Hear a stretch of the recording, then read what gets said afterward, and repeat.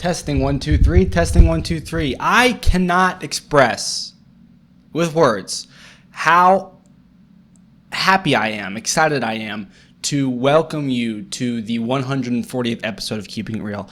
I'd like to start today's episode off very briefly with a bit of a I'll say this. We have no sponsors. Therefore, I'm sponsoring myself. This is taking up an increasingly larger part of my day, and I want to add before I continue that I would have it no other way, and regardless of if I continue to live my whole life without making money from this, or if I did start to make money from this, it would be indifferent to me. However, if you find yourself touched by what I say in this episode, yesterday's episode, any of the episodes I've done before, and you see the same future that I see, then I would encourage you to email me. My email is Jack, J-A-C-K-L, Kadis, K-A-D-I-S. I have very many ideas on how you could support me, and I hope that in the coming episodes, my call to action, I guess, if you want to call it that, will improve, because I think that one I kind of just took a lot from maybe NPR. You know, they always say now is the time to donate. But regardless, we are going to settle in for the hour. Here we go. The show has started. Take your seats. Today I don't have work. Just finally got out of bed, and I want to make this episode a good episode. Therefore, I know that at the end of it, I'm probably going to feel tired, worn out,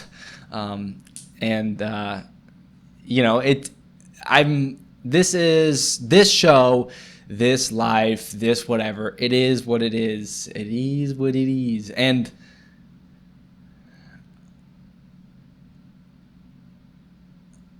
yeah. So, there you have it. Today, the idea here, the goal here is I'll be moving to New York City in a year. And that means I'll be giving up everything I have in a year.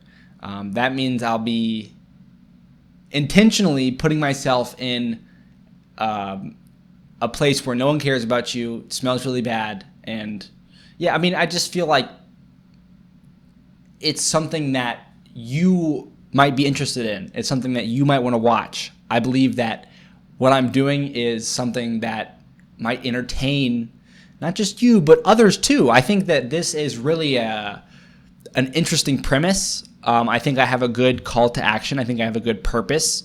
And I think that over the course of the last year, I've built up a bit of a muscle memory, or I don't know. It's just a lot of practice, It's a lot of practice, and it gets tricky sometimes because you wonder, well, when am I in the game? And then sometimes there's stretches where you're like, okay, every day is a game day, and that's what it should be. And then sometimes you kind of relegate days to this is just a practice day as long as the camera's on, and it's just it's strange and the last thing I want to do is toot my own horn, but I haven't missed a day. Every single day I film myself. I film something. I post something. I click publish. And that is something that I'm increasingly finding is not actually what I thought it would be. And that's, a dream come true. You can only hope to work towards your dreams for such an amount of time in which you start to have realizations that maybe you were too quick to say you knew everything, right? Because as I continue to move into the future, I think about myself in the past. I remember having nights where I go to bed just so certain that, this would change everything. And it's funny that I end up in that same, thought process, because I gave up weed, something that was very much a part of my daily routine for a long period of time. And I remember thinking that this would change everything. And you know what? It changed almost nothing. The only thing it changed is I no longer smoked weed. So it's funny that I could make the same assumptions when it comes to adding something to my life. I mean, why would it be any different? So I said to myself, okay, well, how about I make a video every day? And I remember thinking, if I can hold on to this, imagine a year from now. I remember how slow. I remember in vivid detail how slow the first 30 days went, and then I remember thinking to myself, I wonder what it would be, what the year is going to be like, 2 years, 3 years. And I don't know 2 years and 3 years, but it's been a year, and I can confidently say that absolutely nothing has changed other than the fact that I make videos every day. And that's just kind of beautiful, because it kind of reminds you how much you have to do so much. if you're in like a stage of your life right now where you're like, I want to reinvent myself and change everything, there are no shortcuts. If you want to reinvent yourself and change everything, you have to reinvent yourself and change everything. And that is like just as hard as you imagine the success to be successful. It's directly proportionate. So, I can't complain. And I also can't say much. I fall into this trap a lot where I think about what the video sounds like as I'm making the video, and I don't think that does me any I don't think that helps me at all. I think what's best is for me to just think about the next sentence on repeat over and over and over again and see what I can turn that into. And what I want to say next is, I don't know what I'm going to say next. I think my brain is very short-minded, short-termed, whether it's, I don't know if it's because I'm young or because the things that I indulge in, my vices and such, but I don't think it is amazing that I make videos every day, because that is not something that is reasonable or makes sense for someone at my age with my brain to start to do. I think it doesn't really add up. I think, tacking on habits, daily habits, with the idea of them being lifetime habits is very much something that you do when you're old, and you've gained wisdom and you're about to die, and you're like, well, maybe I'll give up this, or I'll start doing that, and you actually are able to and that's the thing. Maybe around the corner is the time where this, for whatever reason, just ends. And I've always been prepared for that, I think, or at least I've always lied to myself and said I've been prepared for that. I don't know if it's because I needed to show externally that it wasn't that big of a deal. Sometimes my mom or my dad will be like, you don't have to make, in kind of a worried tone, you don't have to make videos every day. You can miss today. It can be okay. And I should listen, and I do listen, but I don't know how necessarily. It's all a game of telephone. I don't really know what they mean when they say stuff like that, because I don't know how well I've conveyed what this is doing for me, or I don't even know if I know what this is doing for me. That's, I guess, the tricky thing. And I think maybe it scares them, because this is, it's really no different than anything else that you could waste your time with, I guess. It doesn't, there's no, it's not like a paved road, I guess you could say. Whereas going to school and hunting down an internship and getting a job that isn't, a fast food is a bit more paved. But let me tell you something. I have a job, and I love my job. It's an interesting thing.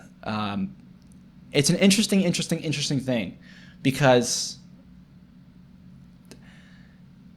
I'm in such a good mood right now. This is one of those Keeping It Real episodes that I'm gonna wanna, it's all about what I do today. It's all about non-negotiables, and I'm trying to slowly tack on more and more aspects of what I do that is non-negotiable. Every day, for example. So, and I was talking with a friend, one of my only friends that does anything close to this. His name is Griffin Hilliard. I don't think he watches the podcast anymore because there's no guests, but you should know how amazing he is. If you want to search his channel, it's Pimpin' with Griffin. He has currently been live streaming since January 1st. And that's because he has beliefs and he has dreams, and he thinks that if he puts the effort in, he will get the result out. And like, that's what I do. I mean, and no one else, I feel like no one else really does that on a road that's not paved like him and I. I think a lot of people, they have their beliefs and they have their dreams, but they stick to the road that's like, I don't want to say laid out for them, but proven. And I honestly have been doing this for an amount of time where I'm starting to like be able to say confidently that what I'm doing is proven. There have been many people that I have seen find success by doing a whole lot less than what I'm doing now. And I honestly, as each day goes by, am starting to, feel the change. I think that there's probably going to come a day sometime soon where I look at someone and say like, yeah, eventually YouTube, I'll be full time, just 1 or 2 more years probably. And it's like, what? Like, how is that possible? And I don't know. And maybe I don't believe that. I don't know. But you can probably hear it in this, like, I guess, speech I'm giving. I keep jumping around and I'm not staying on anything constant. Well, before I turn the camera on, I was thinking about, we can rewind to last night. Last night I was on the phone with Griffin, and I was talking about how I think I've got the quantity and the spot where I like. And that is 1 vlog, 1 podcast, and 24 shorts. 1 goes live every single hour on the platform of YouTube. I like that. It makes me happy. And I think that sort of, it's kind of like me closing the door on like, okay, well, adding is really easy when it comes to like posting more. Like, of course you're going to get more views if you post more. Like that's just like a no-brainer, right? But what if you've reached a point where you say to yourself, okay, there's no more posting more. Like I have 24, I mean, and then the question arises, well, should I even go down that? What if I just keep on adding more shorts every day? What if I post 1,000 shorts every day? Like what? I don't know. It's like I could do that, but I'm more interested in the quality of each short, right? Because I've now gotten to a space in where my process is starting to become a routine, and the amount of content I post is I think to a lot of people, especially those thinking of starting this journey, staggering. Like Griffin, for example, who is someone who live streams every day and someone who really understands what it means to try to be in this space, in this industry, he was like, whoa, that's a lot. That's a lot. And it is a lot, but on my end, it's extremely manageable. If I really put my foot to the ground, it's done in 2.5 hours.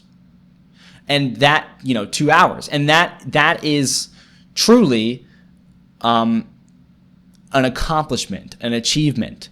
And it's sort of like, where can I go now? Where's the next part? Well, I think slowly it's important for me to begin to add quality, to push quality. And I think that's a very scary process because unlike the quantity has no numbers to it. And my mind is very much go big or go home. And when you try to go big on something that doesn't have a ceiling, you might find yourself falling to your death, if that makes sense. So at least for me. So here we are in this stage where I believe I've gotten to a place where I don't want to push the numbers anymore. And I just want to push the feelings, right? Well, feelings don't have numbers, but it's I've geared myself towards like, well, it's time. I don't care if there's no numbers, nothing to latch onto. There is, what I'm doing right now, which is being 20 minutes into a Keeping It Real episode and filling it with words, filling it with what I think is passion. Like if you're listening to this episode and you've listened to the past 5, you're going to 100% agree with me that this episode is undeniably different than the last couple episodes. And that's because my heart is in it. That's because I'm focused on doing the best that I can with it rather than doing it just to do it. So that's why I start this episode off with a call for money, a call for support, because I start this episode off with the expectation, with the belief and like the dream of finishing this episode just as loud as I started it. I think there's a big discrepancy in how hard I'm working currently and how much I'm self-advertising. This is entirely a one-man show. I'm doing it all, and that's YouTube has changed a lot over the years that I've been a consumer. In which the platform, when I first got an iPhone connected to the internet, I would see people on YouTube that were everyone was self-made. The top of the top, the greatest of the greats, they were all one-man teams, maybe 2. I mean, I remember sort of the jump where people were starting to add someone. It used to be a really big deal when someone that was very established on the website would make an announcement, hey, I'm looking to hire editors. There would be backlash and, craziness within the community where people would be like, you can't hire an editor. We are subscribed to you and we watch you because you do it all. And if you hire an editor, it's going to start to turn into something, you don't want it to be. Like, it's like that shift from like mom and pop to franchise. And it's just one person. It's just an editor. But that was like a doubling of the team from 1 person to 2 people. And it would be this huge deal. And I remember like watching these people go through this, like the all-time greats, like PewDiePie and like, 10 years, 15 years passed, and now there are these new-aged creators, these new-aged people on the website that, every end of episode, every start of episode, they are emphasizing that they could not do it alone, that they have an amazing team. And, if it weren't for the people helping them make the videos wouldn't exist. And that puts an entirely new perspective on what it means to start this. Because here I've gone a year, and what is it exactly that I'm looking? Am I looking for brownie points? Am I looking like, or is it noble that I'm, going as long as I can without adding people, without, starting to force money into my pocket? Is that really like, what does that mean? What will that become? I don't know. I think it's important that I just reiterate to myself, I love to do this. This is what I love to do. Because, once it shifts to money, and I think it's really going to, a lot can happen all at once, and it can be that weeks pass without the reminder that I actually do love this. I know that certainly happens. That certainly happens at my job. I have to remind myself that like this job is deeply important to me because I love to do it, not because it is not because I make this amount of money, and I don't make enough money at all in my job. I make a third of what I used to make at a different job, but it is a good place where I believe I have a positive impact on people. And that's all I could ask for. That's why I will never ask I don't believe I'll ever ask my boss for a raise. She gives them to me. I get raises because she's a good boss, but I asked for a raise once or twice at a car wash that I worked in Charlotte, and that was the start of the decline, man. I mean, I felt like I made a positive impact there. And that's why I would skip high school. I would go and I would work all day. I would sneak away and I would work all day because I felt like I really was doing something for either my coworkers, my managers, or the customers that I served. I felt like I worked really hard. And I felt like I worked really hard, and I felt like that's what really mattered. And then somewhere along the way, I started to take the money as an indication of how hard I was working. And that was, the start of what my manager used to always tell me: you're going to get burnt out. And I remember there was this time period where he would say that to me, and I would be like, you don't know me. You don't know me, and you don't know how I think, and you don't know what this is to me, and you have no idea. You don't even know what burnt out means. Like I see you, you have a frown every day. Like, you know what I'm saying? Like, you don't know what you're talking about. But I eventually did burn out, and I feel like if I could do it all over again, which I currently am, don't you see? I have a job right now, and I'm currently doing it all over again. And it's funny because sometimes, some days, I find myself with a frown on my face. But it's all to keep the job.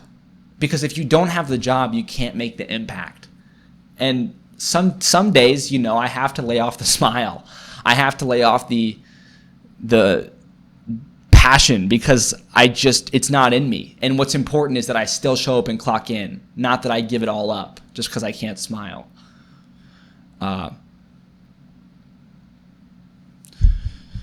So that's why I think send me an email if you think that, even if not now, maybe in a month, 2 months, you want to see what I can improve, what I could do.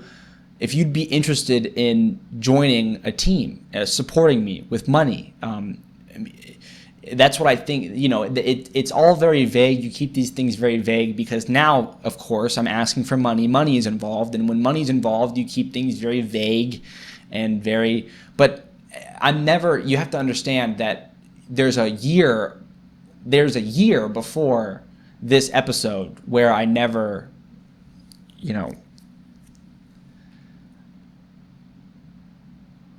I just think that I'm worth it.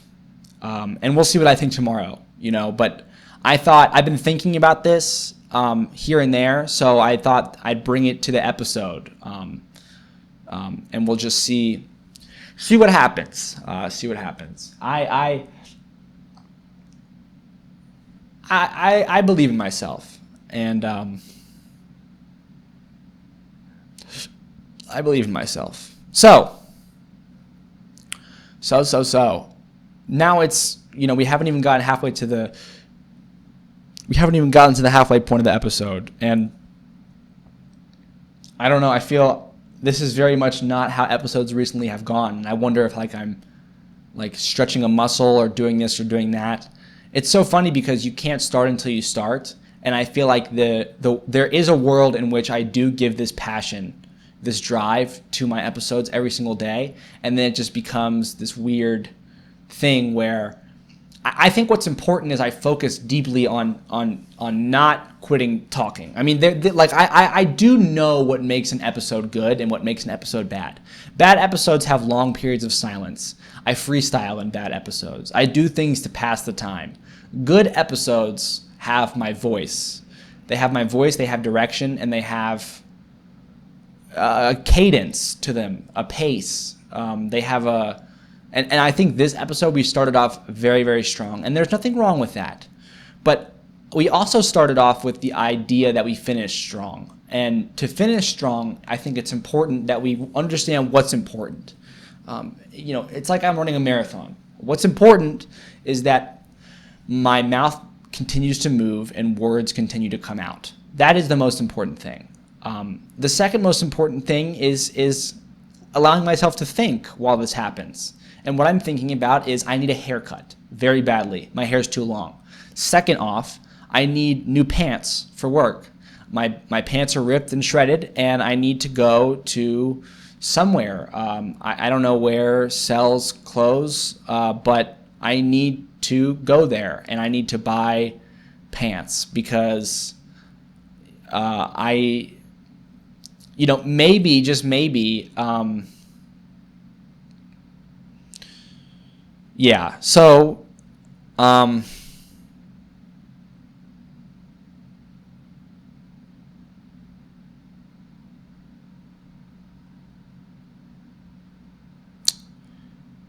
you know, uh, that now I'm thinking about pants. Where can I get pants? It crossed my mind that maybe I could go to uh, the the brand of car wash that I used to work at, because they'll usually have pants in the back. Maybe I don't know. I just need like work pants that aren't gonna rip, and I don't want to spend any money. And it's 4:15 p.m., so stores are gonna start closing soon.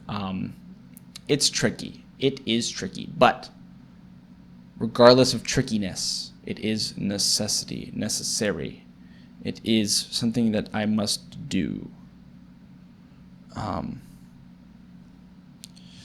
So, pants, where to get them? Where do they come from? I could, I might have to hop in my car, which is something I never want to do, but I think I'll be able to find pants on a bicycle. I don't know. I woke up late and the day's late, and when I start to get stressed out, I just try to take deep breaths, because nothing's going to get done if I stress out. Whereas if I take deep breaths and just focus on the now and breathing, then things will actually happen. Believe it or not, I don't actually enjoy. There comes a time when laying in bed on the screen is actually, it's too much, and you don't want to be on the screen anymore. And you're like, what could I actually do that's productive? And then you end up wanting to do it.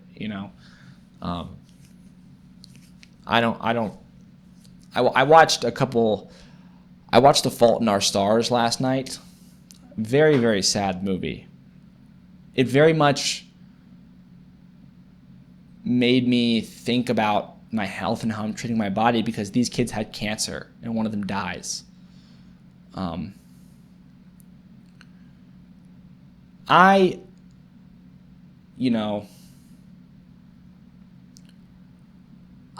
very much, this is very much, I don't know how to say this, or what to say, or I feel like people, I want to get rid of like things that I say. I want to get rid of no more I feel like, or I think that. I think I want to, see, I just said I think. It's important that I begin speaking more matter-of-factly. It's important that I begin speaking more strongly, with more divisive words, tones, and attitudes. It is what it is, and you must understand this, because when you listen, there are words that you get, and when you get words, it is very much so an experience.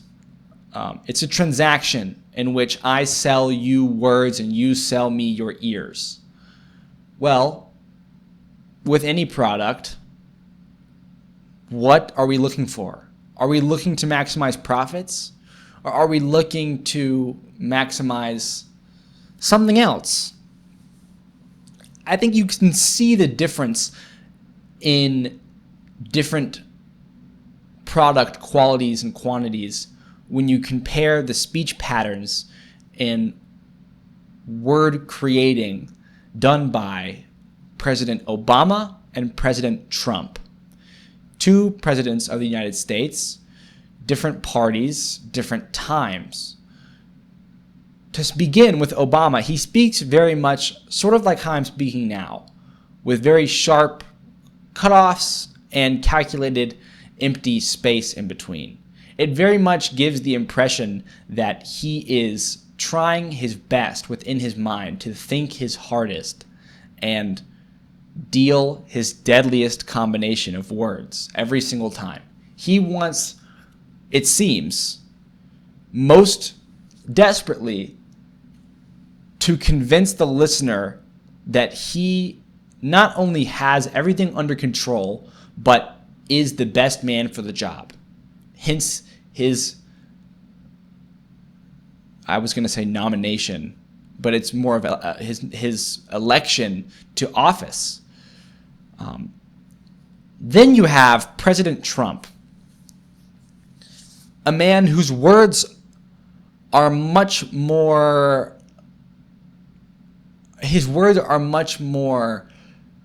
numerous than Obama's. And I simply put, it's impossible to say which speaker's speech is most effective. But we can compare, and we can, it's for the sake of discovering and understanding how it is that you and I should speak. I mean, these are great leaders who made great differences, and we should all aspire to be a great leader and make a great difference in our own worlds, whether it be in the office of the president or at a book club. It's all really, it's the trolley problem. When you have a train coming down a track, and on the one side there's one person, on the one side there's 10 people, which way do you let the train go? There's no right answer, because one life is infinitely, because one life is, there's no dollar amount on a life, which means there's no dollar amount on time, which means there can be no number associated with the effectiveness of speech. But you can think about it. And when I think about Trump, I think about his tenacity, the sheer ability to speak for the long periods of time that he does is, especially at the age that he is absolutely remarkable. Absolutely remarkable. When I think of Obama, I think of his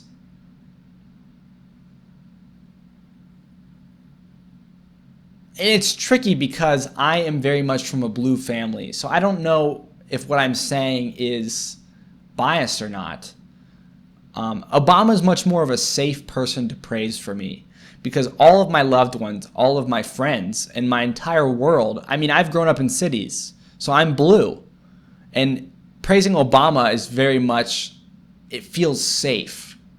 Whereas praising Trump very much feels edgy.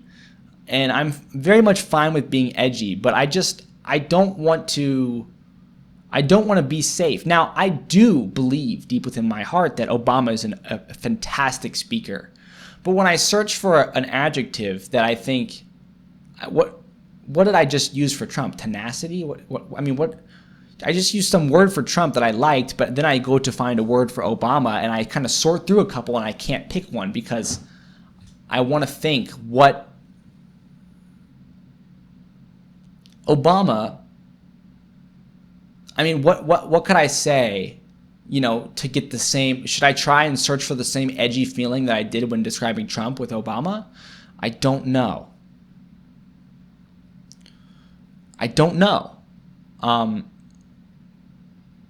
Obama has always felt safe to me to glorify, because it can be soothing to sort of raise someone up to above human status, to say, this person is the best person and I stand by this person forever. Case in point, LeBron James, a man who has done incredible things, but sometimes I really just give my heart to him. And I don't think that's ever necessarily, I think that's okay, but there are times when I really feel it, and then you should take a step back, because, why are you doing that? Why are you doing that? And I don't know what to say about Obama. I think that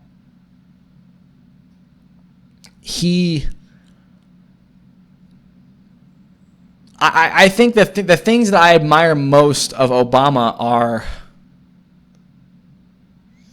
they're just both spectacular men. And I do not understand. I have a deep misunderstanding of why Trump is hated so much. So much. So much. I don't get it.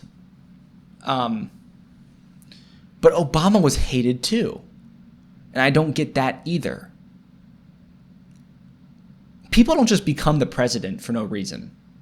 Especially if you are someone that believes in this country and believes in the democratic process. I mean, it's not even the democratic process, to be honest with you. I believe in money. I do. I truly believe in money. I believe that that money creates beautiful people. I don't think that it's a flawed system. I think that it is genuinely a great way for us to be civilized and conscious together. You have things like, you have these stories of these companies, Arizona, Cans, Costco, supply chain, of these companies and these CEOs and these people that make a lot of money, and it's almost like they did it as a good person. And I don't think I mean, this is like really something that I'm truly, truly, truly aligned with. Elon Musk is a good person. Jeff Bezos is a good person. How can you as a person, it's almost like you have given up on yourself, or I think in most times what will happen is people out these guys and they find reasons to hate these extremely successful individuals. And I really feel like at the end of the day, it falls back to this sort of deep self-hatred for themselves. Like maybe at a certain point in their life, they sort of gave up. They sort of said, I don't want to do the work that it would take to make this money. So I'm going to start creating alleyways and hallways where it is okay that I didn't do the work to make this money. And that lands them in the waters of like, people with lots of money are flawed. People with lots of money I should not like them for this reason or this reason. Because it's almost like they hate what could have been of themselves. And I'm not saying everyone should aspire to be the richest man in the world. I'm not. But I am saying there are a lot of Americans out there that would tell you they don't think they make enough money. And that is kind of ridiculous, because you are in control of how much money you make. It is a very, very straightforward thing. I spoke earlier in this episode about how I'm starting to lean towards the quality side, and it's scary because I'm letting go of the numbers. How much I post has been very much a big part of this for this past year. And now I've reached a point where I like the number I'm at. 24 YouTube shorts a day, 1 vlog, and 1 Keeping It Real episode. I like that. I like the numbers. I found myself in a good routine, and I don't think I'm going to slip and fall back. I think it's a sturdy foundation for me to start building quality. There's lots of time in my day, everything seems right. So it's time for me to start gearing towards the quality, the things that aren't able to be quantified. And I kind of spoke about that aspect for a bit too long because I forgot where I was. But what I'm trying to say is money and how much you make is a numbers game. And it is the easiest. It is the easiest. To start with the numbers is the easiest thing. Don't you understand that to begin with the numbers, you don't have to think that hard. It's really easy. And I guess maybe it's hard for some people, but I just think they make it hard for themselves because it's very simple. $1 is more than $0. $2 is more than $1. And if you just let it be simple, then everything sort of dissolves away. And it's like, if I work an extra hour at work, I'll make a couple more bucks. If I don't buy this, I will have saved a couple bucks. And then all of a sudden, you have money. And it's the next, you can always push the numbers. I mean, I could post more. I could post more, but it's like, you have to understand, you have to at least level with yourself and say, what's enough for me? And I was at a point for a long time where I thought this isn't enough for me. And now I'm at a point where I think this is enough for me. And that might change, and it's okay if it changes.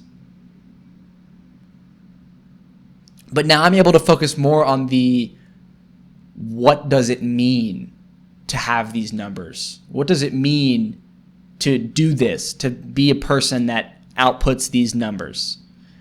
And I'm realizing that it is a responsibility to have a lot of money. And I don't have a lot of money. This is still an analogy. It is a responsibility to release this amount of content every single day. It's a responsibility to plaster my face on the internet this much consistently, because I now have this place on the internet. I now have this stage where I am looked at, and that is something that need not be taken lightly. And as I continue to increase the effort put in onto the message, as I continue to work towards the quality of showing my face every single day, I believe that more and more people will begin to look at me, and it's almost exponential, and it's a scary ride, because you think to yourself, well, this is crazy. Well, take a step back, take a deep breath, because it's just like the trolley problem, the train problem. If there's one set of eyes watching you, what's the difference between one set of eyes and 10,000? Is there a difference? I don't know, but it's like, that is not the question worth worrying about. The number of eyes will very much sort itself out. It is what you do with you that matters. And I think in this situation, in the cause of a train barreling towards a set of split tracks where there's one person tied up and 10 people tied up, I believe if you are the person with the switch in your hands, just pick one. Either switch it or don't. And the faster you pick one and walk away, the better.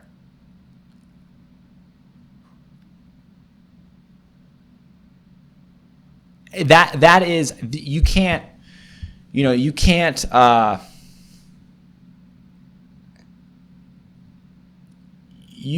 stress too much on things that you don't believe have answers, because we are a collective, we're a team, us human beings, and someone else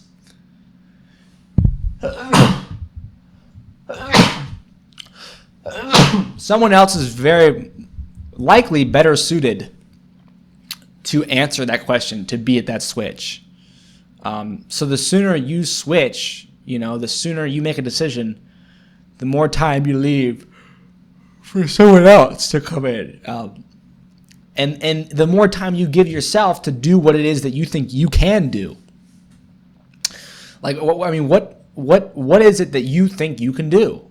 And then you do it. It's like, it's like, my perspective on friends has been changing lately. Lately, I am coming to the point where I am very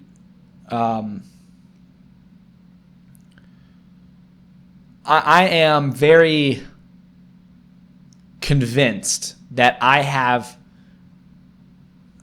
nothing to offer anyone until I have lots to offer them. And that means that there is no more attaching for me to do in my life. I will no longer attach. I will no longer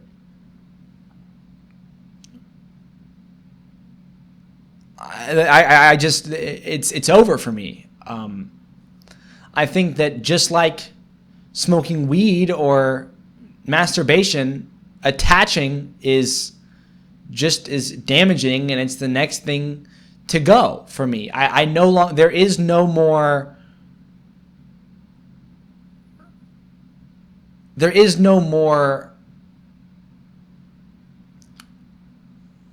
I will no longer put myself in front of a person. That's it. I'm done with this. But I have found throughout the years that just as I justified putting myself in front of people, many others do the same. And just as I have come out of smoking weed and remember justifying smoking it every day and see others smoking it every day still today, believe that there's nothing wrong with smoking it every day. It's not that I'm sitting here trying to convince you what you should do. It's more of walking through how I've lived and what I want to become, and how every choice, I hope, inches myself closer to what I want to become. And this is a choice, and I think that it will get me closer to where I want to be. I want to be in the position where I'm able to handle lots of people attaching to me. I think that I'm currently able to sustain a lot. I think currently I really have it in me to hold a lot of people. Whether it's,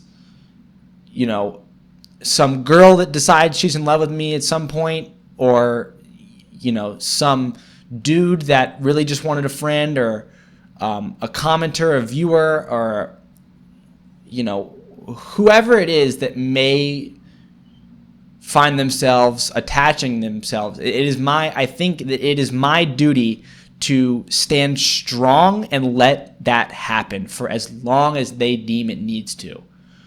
I very much see myself as a public servant. There is me, my health, and my body, but it is only in place, and these factors and numbers only exist so that I may serve and help the monkeys that will climb on my branches. I do not believe that there is any good that comes from satisfying myself, as it is with this or that or this or that. But I do believe that there is good in publicly becoming available. I want desperately to be the kind of guy that could take on millions any sort of day. I think that requires, I don't know. I don't know how to get there. I think lately it's very much been like work towards it slowly, just slowly, slowly. But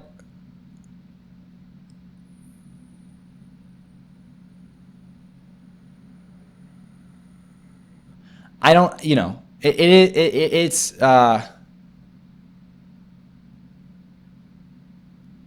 it's interesting. It's interesting to say the least. I thought that I just heard keys jingling at the door. And I got to tell you, I'm very nervous because what if one of my roommates just walks in at any moment? It's such a mess. And I've been sleeping in one of their beds, and I use their showers. Why do I do that? I don't know. I shouldn't. I feel bad about it, but I feel bad about it, but then I don't know. It's very...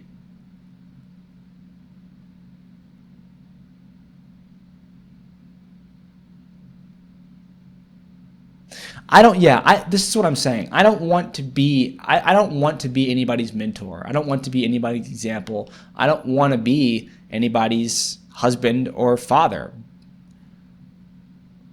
But I want people to have an amazing mentor. I want people to have an amazing father and an amazing husband. Does that make sense? There is a large focus on the why of the matter, and an even larger focus on making sure that I do it for them. My last relationship with a girl was a huge learning experience, because I think I did a great job. Seriously, I'm very proud of myself, because from the start to the end, truly, I did everything for her. Everything for her. And in the end, I can't say, there's never going to be a resolution to this, so I won't get into it.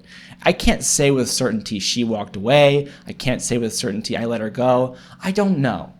Some things, I guess some things just don't, I won't allow the conclusion of that affair to entangle itself with my current state of ethics, I guess, because there is no conclusion. There's never a conclusion. Not with her, not with any of the girls since or before. There will never be a conclusion. Just like it transcends girls. There's never a conclusion with anyone. There's never endings. And I think that people struggle with that a lot. I think you often find slander and hatred coming from those seeking an ending. A lot of times people will say, oh, well, they switched up and they're fake. And that's just because I think it's very hard to accept the fact that something didn't happen. Or maybe something did happen.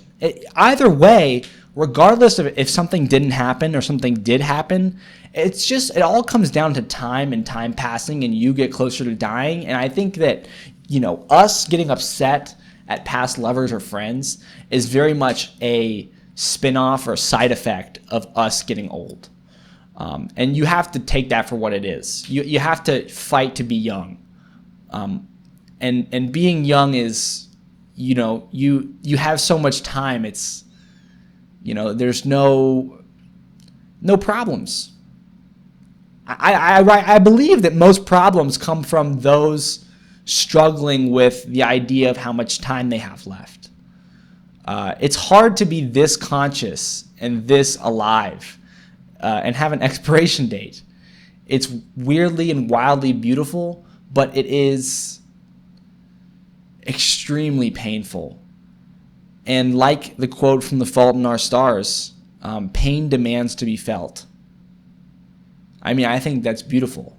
Pain, it demands to be felt.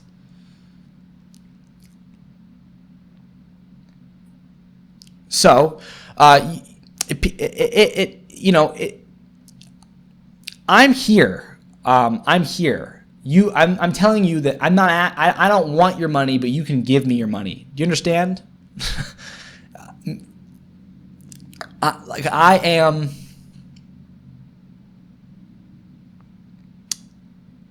am ready. I'm locked in.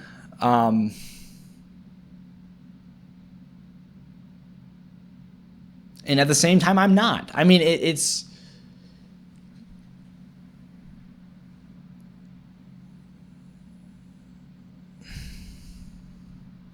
You must understand, and you can never understand is what is to be understood. So, I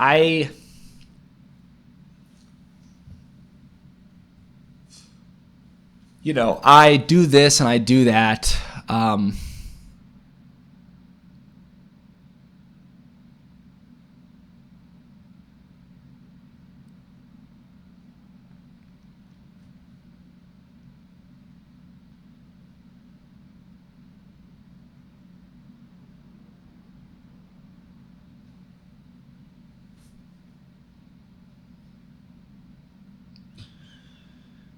I don't know.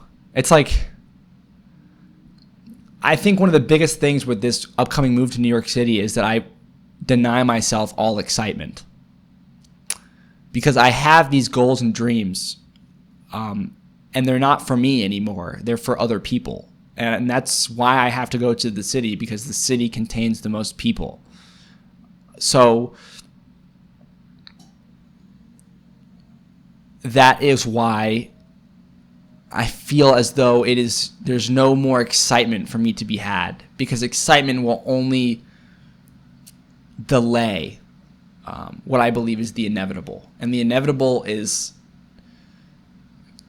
me continuing to be and becoming a very strong tree with very strong limbs for monkeys to climb on.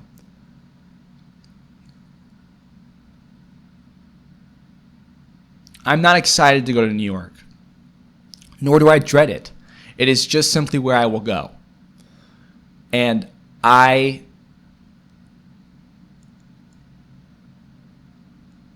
am neither grateful for each day that I'm soaking up of Raleigh, North Carolina until then, nor wishing for time to pass faster. I am simply doing my best to continue. And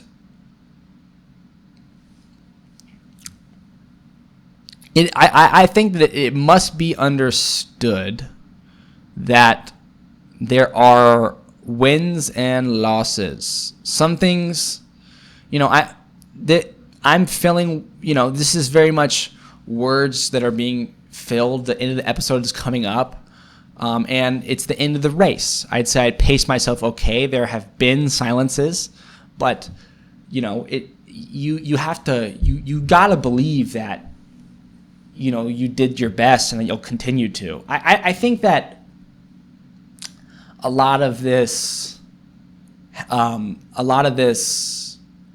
stuff is very, I think that it's I'm stuttering so much.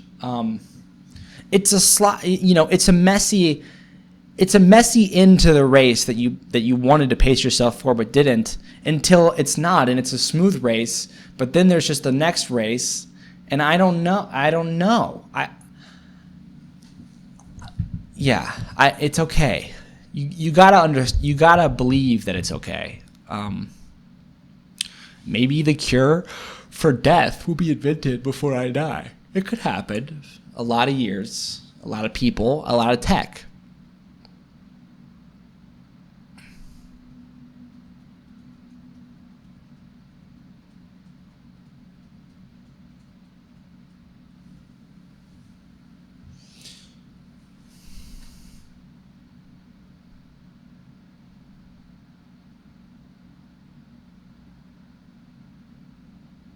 Welcome to Keeping It Real. This is episode 140. I'm your host, Kadis. And our episode's coming to an end now. But I want to reiterate, I want to recall to the beginning of the episode that I am looking for funding. I'm looking for money. I'm looking for support. And I'm looking for the future.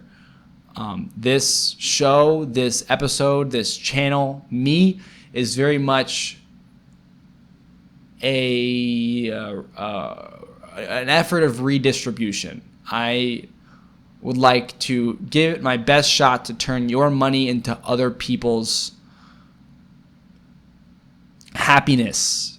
And I think that there's a lot of you out there with a couple bucks, whether it's $1, $5, that you would gladly spend on the possibility that someone else might get to smile. I think that I'm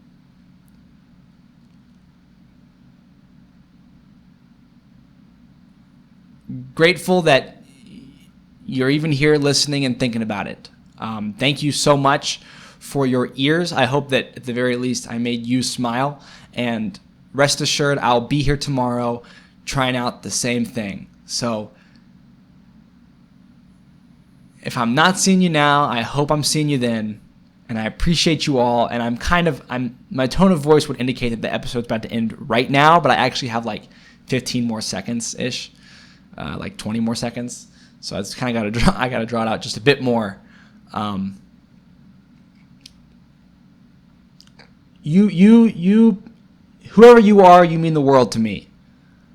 And I thank you for that.